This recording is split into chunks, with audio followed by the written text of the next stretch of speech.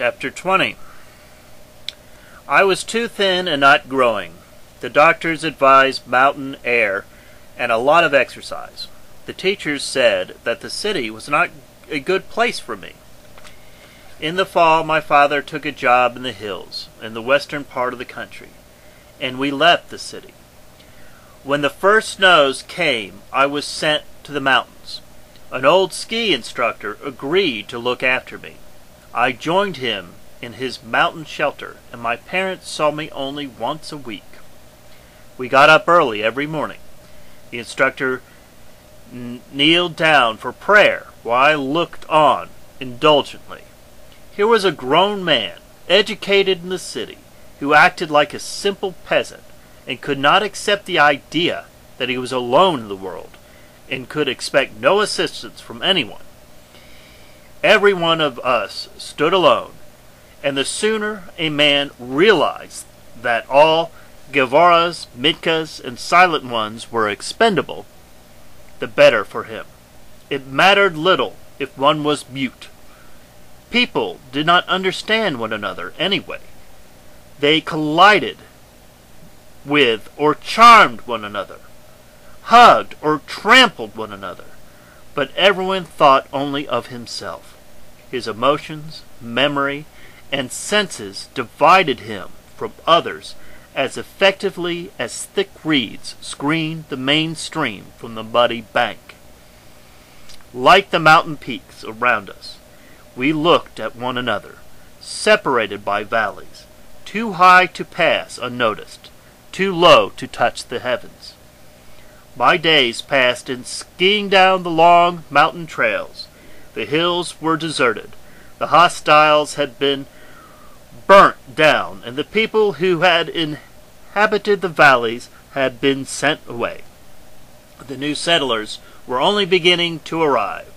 The instructor was a taciturn and patient man. I tried to obey him and was glad when I earned his scant praise. The blizzard came suddenly, blocking out the peaks and ridges with swirls of snow. I lost sight of the instructor and started on my own down the steep slope, trying to reach the shelter as quickly as possible.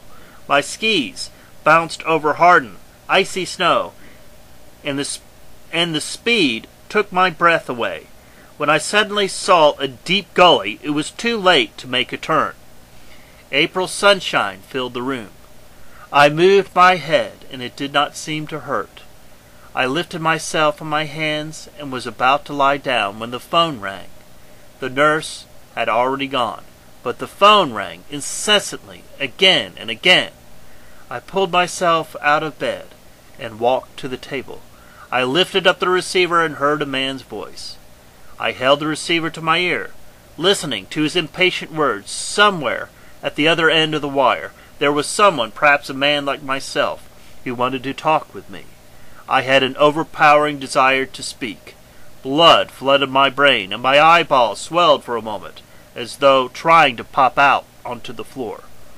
I opened my mouth and strained. Sounds crawled out of my throat, tense and concentrated. I started to arrange them into syllables and words. I distinctly heard them jumping out of me one after another, like peas from a split pod. I put the receiver aside, hardly believing it was possible. I began to recite to myself words and sentences, snatches of Mitka's songs. The voice, lost in a faraway village church, had found me again and filled the whole room. I spoke loudly and incessantly, like the peasants, and then like the city folk, as fast as I could, enraptured by the sounds that were heavy with meaning, as wet snow is heavy with water, confirming to myself again and again and again that speech was now mine, and that it did not intend to escape through the door which opened onto the balcony. The end. Thanks for those who actually listened to this. All, 2 of you, maybe? Maybe just one? Anyway, that is the painted bird, Jerzy Kosinski. The end. Aw.